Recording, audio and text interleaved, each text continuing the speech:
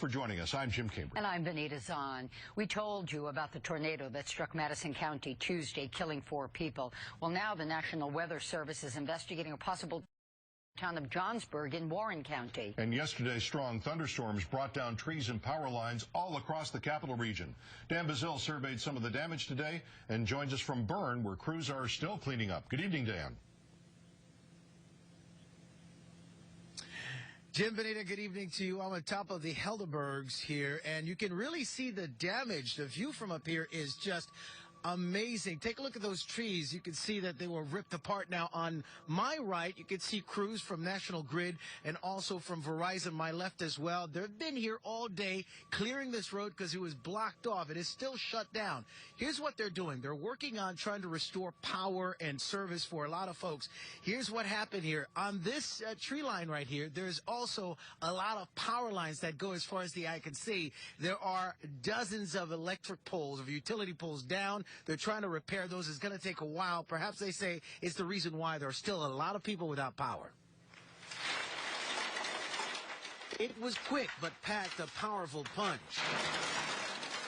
Torrential rain, wind, and even some hail hit the capital region late yesterday afternoon. Officials say most of the damage was concentrated in New Salem and New Scotland in Albany County. In the New Salem area, it hit really hard. We had some damage out in Brunswick and a little bit up north. National Grid spent the day repairing utility poles and power lines to restore service to nearly 7,000 customers. Sound of chainsaws were heard throughout the damaged area, with residents picking up after Mother Nature. It's something they say has become too commonplace in the capital region. Dr. Chris Thorncroft, chair of the Department of Atmospheric and Environmental Science at Albany, says he can explain why. Over the last 40 to 50 years, it's been shown that there's an increased frequency of intense rainfall. Thorncroft says the study shows that the Northeast has been the most affected area. That's why he says we're seeing more flooding. National Grid spokesman Patrick Stella agrees there's been an increase. In the last few decades, and that's actually why in the last few years, we've stepped up our infrastructure investment. The big question is why? Thorncroft says the study did not give any answers. But at the same time, the planet has been increasingly getting warmer in association with anthropogenic climate change.